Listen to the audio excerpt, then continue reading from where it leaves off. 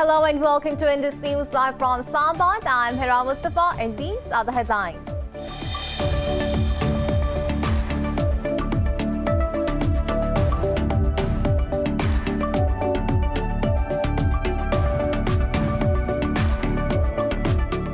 The US has announced to reduce the number of its forces in Afghanistan and Iraq to only 2,500 each.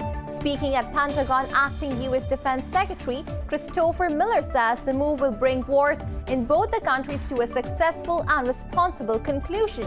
He says President Donald Trump's decision is consistent with the country's established plans and strategic objectives.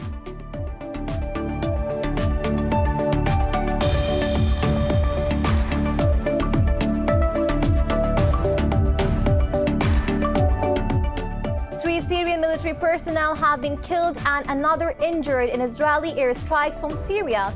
Syrian state media says the air defenses intercepted Israeli aggression over the capital, Damascus. Israeli military says it targeted the Syrian army and Iran's Quds force in retaliation to explosive devices placed in Golan Heights.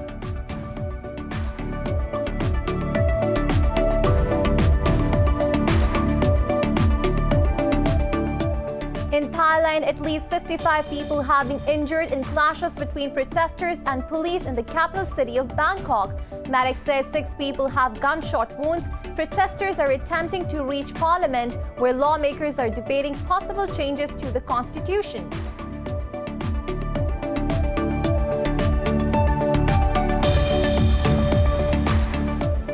France has become the first European country to cross 2 million COVID-19 cases with over 45,000 infections overnight. India reports 474 deaths in a day, bringing the death toll to over 130,000 with more than 8.9 million infections. Pakistan has recorded over 2,200 new cases and 37 deaths overnight, taking the tally to over 7,200. Globally, the virus has claimed more than 1.33 million lives and infected over 55.5 million people so far.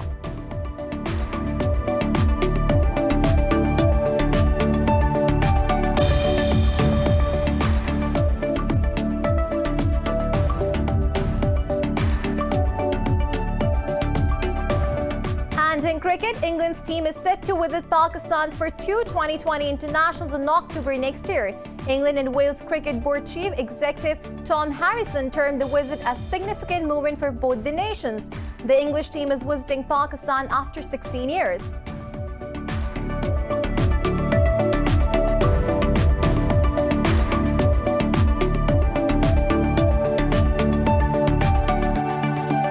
Well, these were the headlines. News in detail coming after the short break. Stay with us.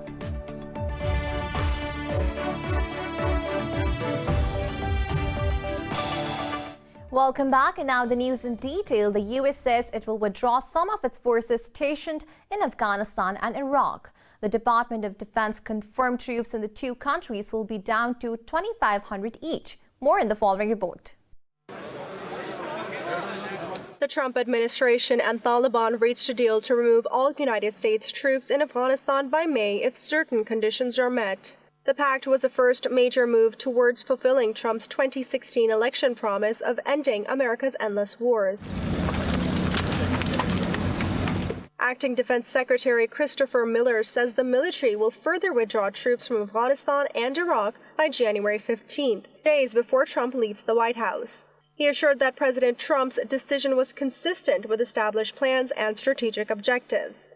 The United States Armed Forces remain committed to protecting the safety and security of the American people and supporting our like-minded allies and partners worldwide. If the forces of terror, instability, division, and hate begin a deliberate campaign to disrupt our efforts, we stand ready to apply the capabilities required to thwart them. However, despite the assurances, the announcement has instigated severe backlash in power corridors. U.S. Senate Majority Leader Mitch McConnell and NATO Chief Jens Stoltenberg have firmly warned against the move. I think it's extremely important here in the next couple of months not to have any earth-shaking changes with regard to defense and foreign policy. I think a precipitous drawdown in either Afghanistan or Iraq would be a mistake. Earlier, ousted Defense Secretary Mark Esper also claimed that the conditions on the ground in Afghanistan do not warrant such reductions. Currently, there are some 5,000 troops stationed in Afghanistan and around 3,000 in Iraq. A child has been killed and 5 people are wounded in an attack on U.S. Embassy in Baghdad's Green Zone. Iraqi army says out of 7 rockets fired towards the embassy, 4 fell inside the Green Zone. In a statement, it said 4 rockets were fired from an eastern district of the capital. No group has claimed responsibility for the attacks yet, but Washington blames Iran-backed militia for regular attacks on its facilities in Iraq. In Afghanistan's Faryab province, a police chief for the Karamkol district and 4 other security personnel have been killed in a roadside blast. Police said the officer was attacked when he was on his way to reinforce security forces who were under the Taliban attack in district. The attack was followed by a car bomb explosion at a market in Kaysar district that left 3 policemen wounded. So far, no group has claimed responsibility for the attacks.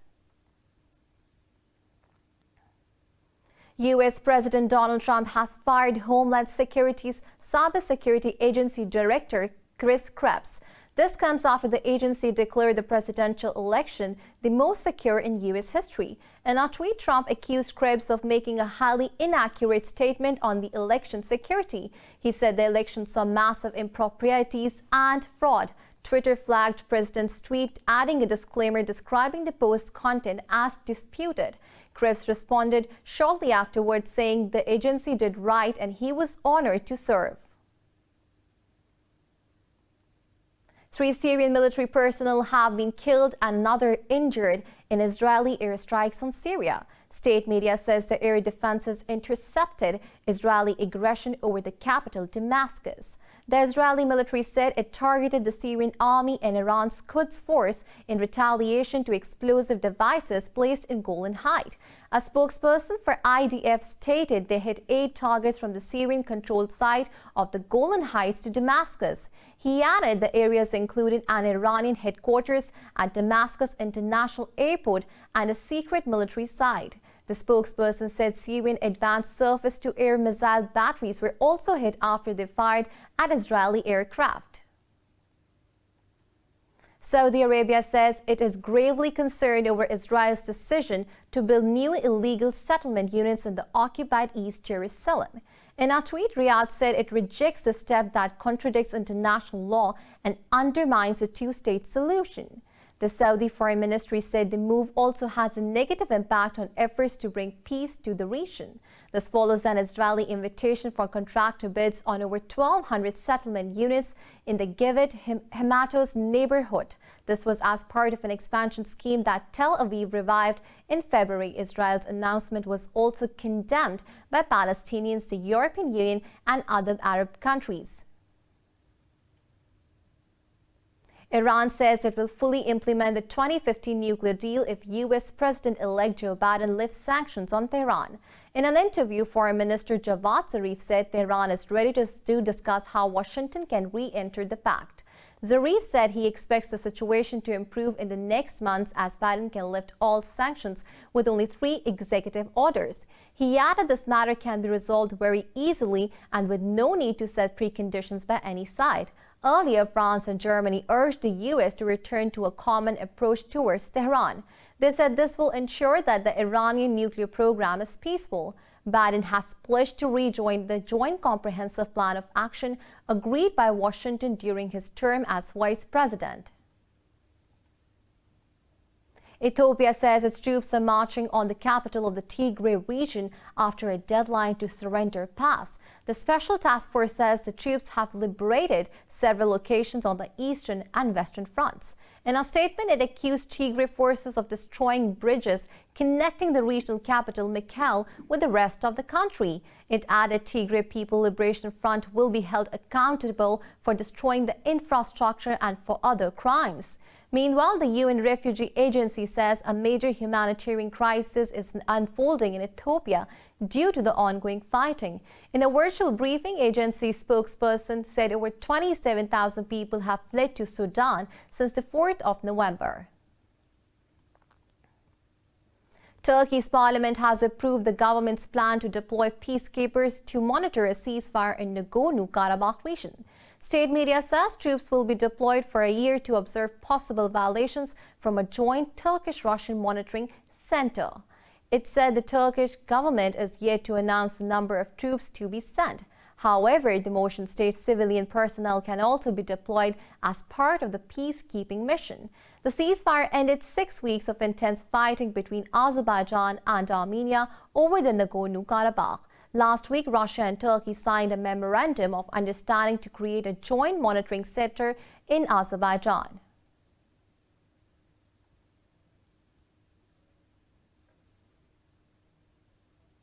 In Thailand, at least 55 people have been injured in clashes between protesters and police in the capital city of Bangkok. Medics say 6 people have gunshot wounds. Protesters are attempting to reach parliament, where lawmakers are debating possible changes to the constitution.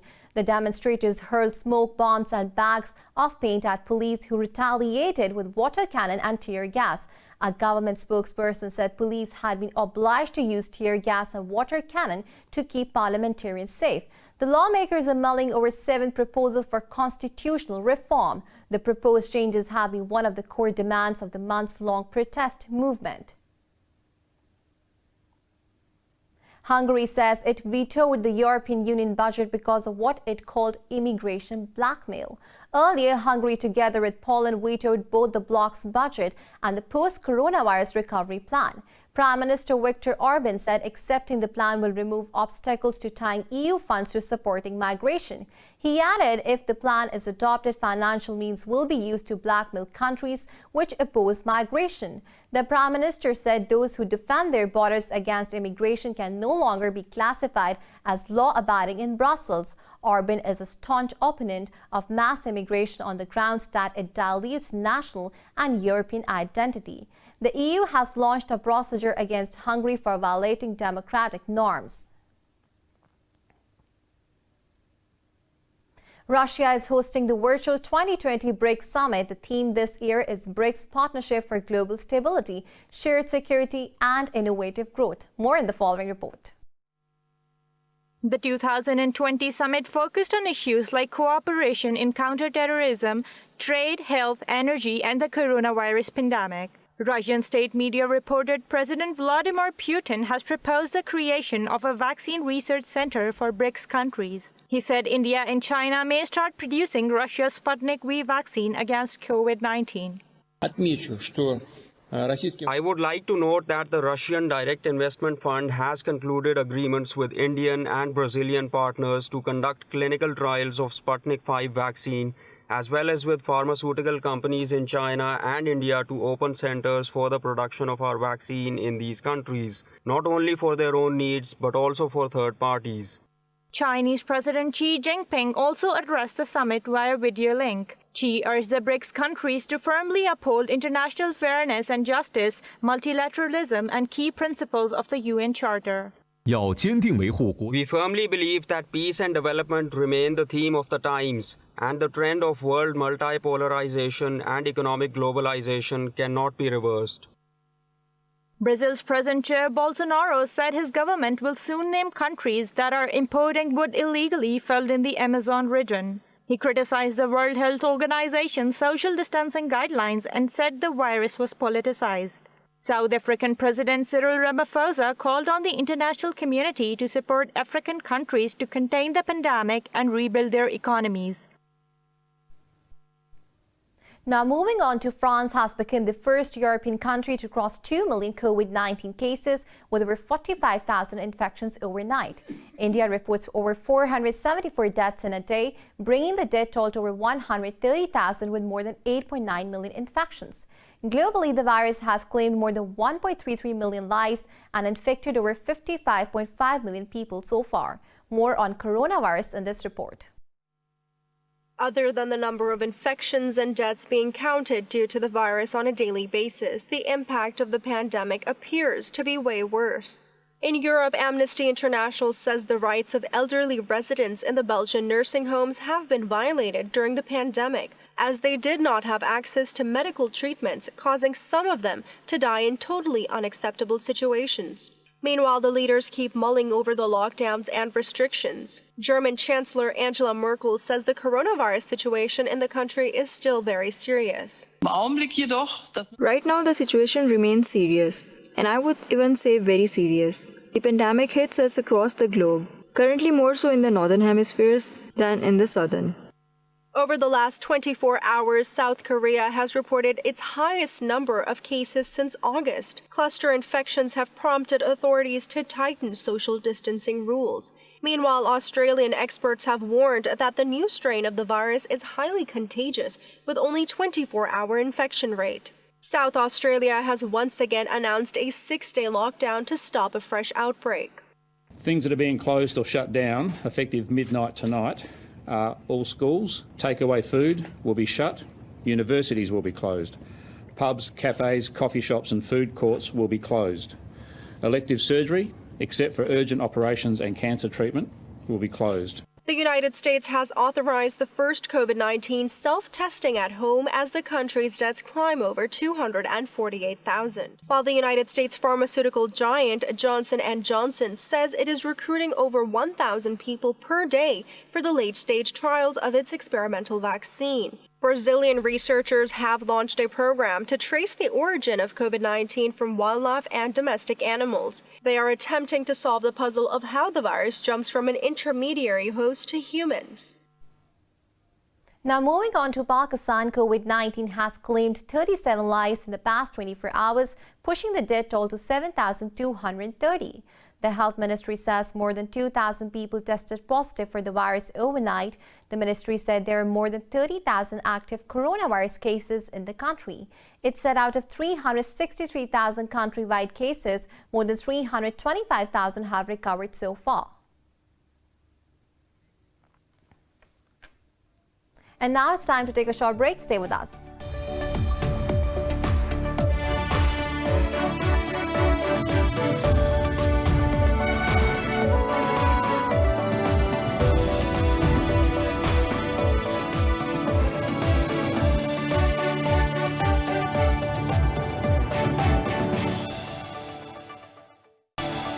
Welcome back, and moving on to Pakistan and Qatar have discussed matters of mutual interest and regional security.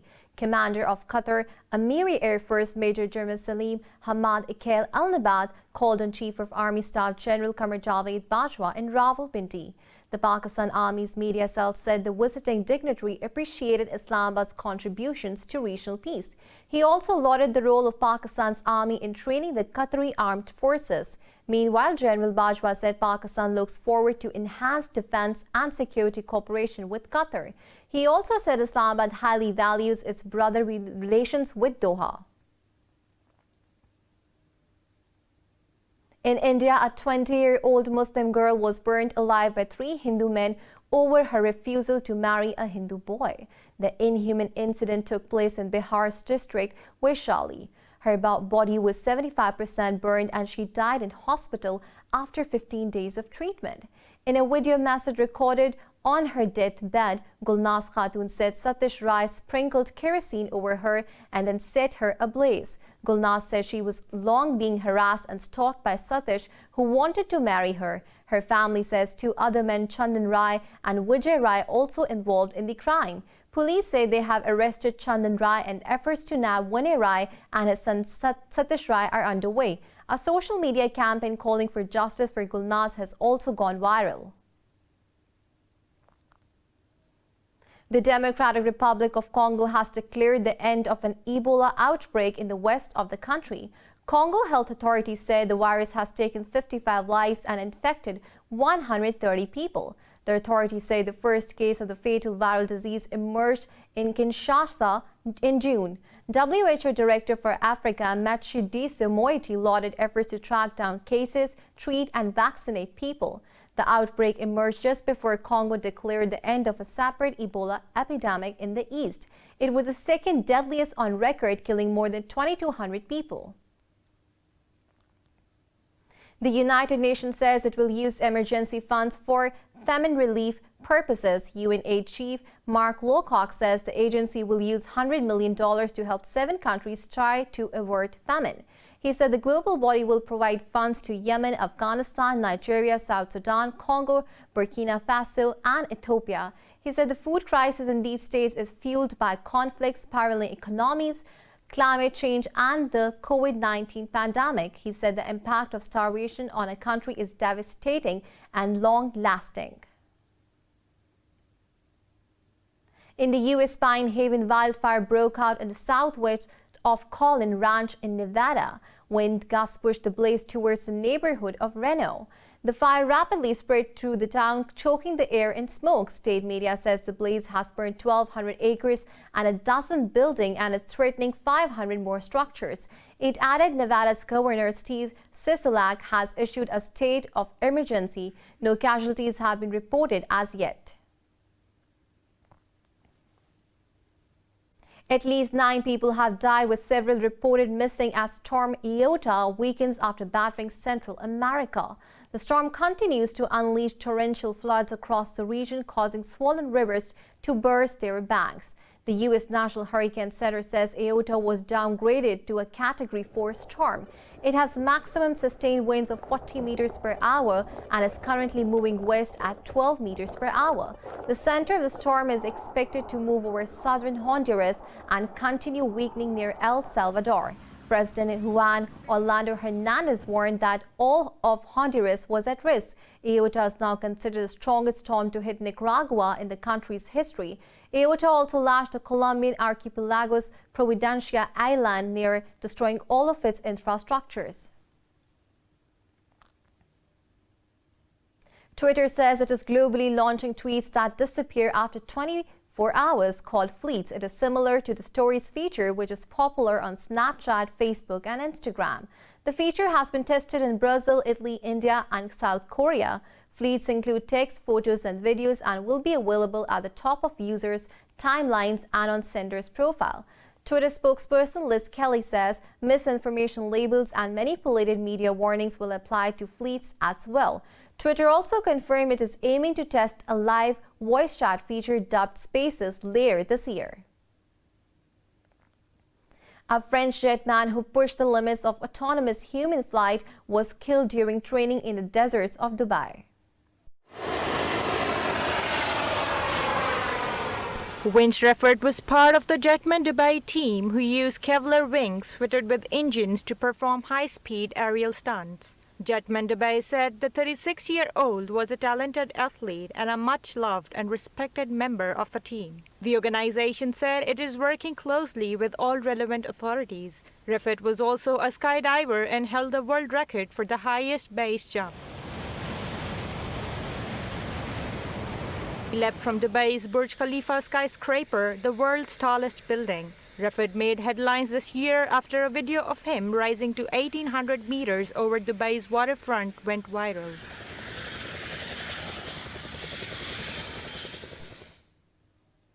The world might be grappling with a pandemic, but a Paris tour has brought in some Christmas cheer by lighting up a festive window display. More in the following report. In Paris, the stores are shut and the pavements are nearly empty due to the coronavirus pandemic. But a department store in the French capital lit up its Christmas window display because it's an annual tradition. The Christmas windows are a fixture, a tradition carried on by the department stores to celebrate Christmas in Paris. It's very important for Printemps and also for Paris. And during this special context, it's even more important to continue this tradition and to give people a space to breathe during this time.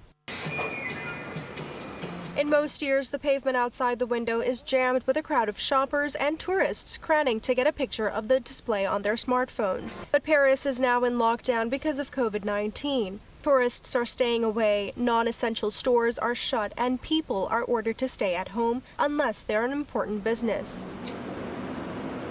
It is a bit sad. I'm glad they have put up the windows. For a while there were no displays. Now I'm glad they have lit it up. It makes it look like there's people, but it's true that compared to previous years, there's really no one around. It's empty. But there's also a charm to it, that it's not too crowded with people showing you on the street. It's a sacrifice we need to make to have a nice Christmas. Printemps sells makeup and clothes for high-end brands like Burberry and Gucci and is owned by Qatari investors. It has been hit hard by the pandemic. Labor unions say 4 of the group's 19 department stores will be shut down and some 450 jobs are at risk.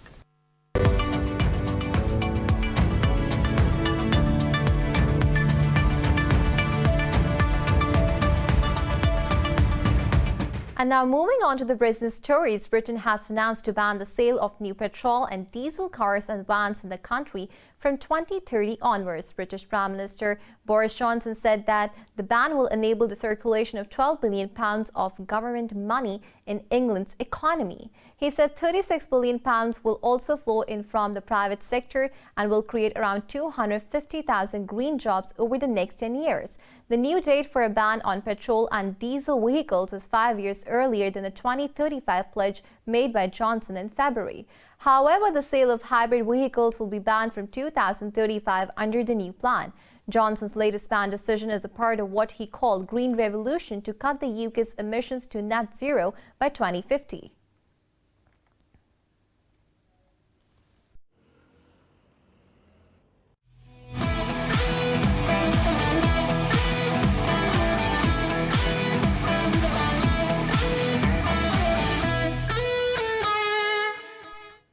In cricket, England's team is set to visit Pakistan for 2 2020 internationals in October next year. The English team is visiting Pakistan after 16 years. England and Wales Cricket Board Chief Executive Tom Harrison termed the visit a significant moment for both nations. He said the 2 cricket boards were working closely to ensure all necessary plans were in place. Both the 2020 matches will be played in Karachi on October 14th and 15th. England's short tour comes ahead of 2020 World Cup scheduled to start the same month in India.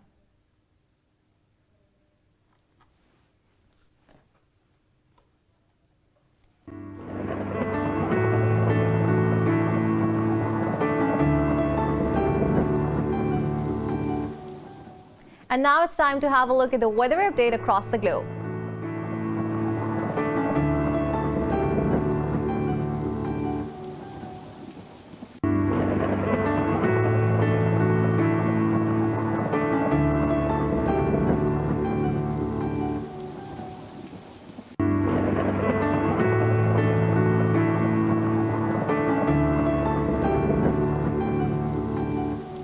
For the latest updates, you can follow us on social media at indus.news.